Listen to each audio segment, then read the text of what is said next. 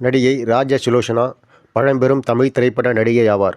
275க்கும் மேற்பட்ட தமிழ், தெலுங்கு, கன்னடம், இந்தி மொழி திரைப்படங்களில் நடித்தவர்.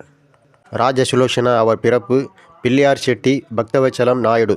ராஜா சுலோச்சனா ஆகஸ்ட் 15, 1935ஆம் ஆண்டு விஜயவாடா, சென்னை மாகாணத்தில் பிறந்தார். அவர் இறப்பு மார்ச் 5, 2013, 77 வயதில் காலமானார், சென்னையில். அவர் கணவர் பெயர் C.S. ராவ். ராஜா சுலோச்சனா 1935ஆம் ஆண்டில் சித்தூரில் பிறந்தார். திரைப்பட நடிகர் மற்றும் இயக்குனரான C.S. ராவ் என்பவரை மணந்தார். 17 வயதில் நடிக்க வந்த இவர் 1953இல் குணசாகரி என்ற கன்னட படத்தில் அறிமுகமாகி தமிழில் சத்திய சோதனை படம் மூலம் தமிழுக்கு அறிமுகமானார். பின்னாளில் அமெரிக்காவுக்கு புலம்பெயர்ந்தார். அமெரிக்காவில் இருந்தபோது நடன பள்ளிகள் நடத்தி வந்தார். பின்னர் மீண்டும் இந்தியா திரும்பி சென்னையில் புஷ்பாஞ்சலி திருத்திய கலாசித்திரம் என்னும் நாட்டிய பள்ளியை துவக்கி நாட்டிய கலைஞர்களுக்கு உருவாக்கும் பணியில் ஈடுபட்டு கொண்டிருந்தார்.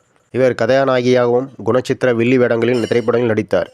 அவர் நடித்த பல படங்களில் சில படங்கள்: பெற்ற தாய் 1953, மாங்கல்யம் 1954, ரங்கூன் ராதா 1956, அம்பிகாவதி 1957.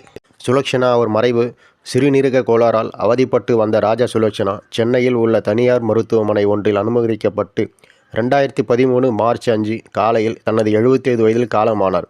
இவருக்கு ஷாம் சுந்தர், ஸ்ரீதேவி ஆகிய 3 பிள்ளைகள் உள்ளனர்.